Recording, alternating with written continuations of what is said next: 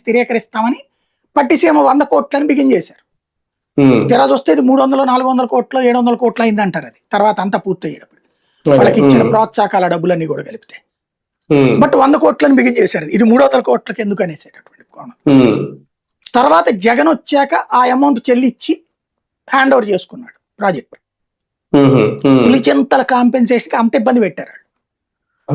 30 కోట్ల రూపాయలు, అది కూడా అదనంగా వచ్చిన కాంపెన్సేషన్. ఏంటి వాళ్ళు అప్పుడు తెచ్చింది, అంతకుముందు ఎప్పుడో పులిచింతలు బిగిన్ చేసింది. నేను విజయవాడలో టీవీ 9లో పనిచేస్తున్నప్పుడు కవర్ చేసిన నేను. అలాంటిది ఆ తర్వాత 2014లో అంటే ఎన్నేళ్ళు పట్టేసి ఉంటది అది.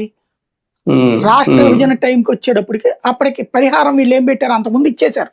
ఇస్తే చివరిలో వీళ్ళు ఏం వెలిగి పెట్టారంటే, చివరిలో కాంగ్రెస్ ఓ చట్టం తెచ్చింది కదా, 3 times ఎక్స్ట్రా డబ్బులు ఇవ్వాలి, ప్లస్ అక్కడ ప్రభావితం అయ్యే వాళ్ళందరికీ కాంపెన్సేట్ చేయాలని ఆ కోటా కింద ఇవ్వమని పెట్టారు.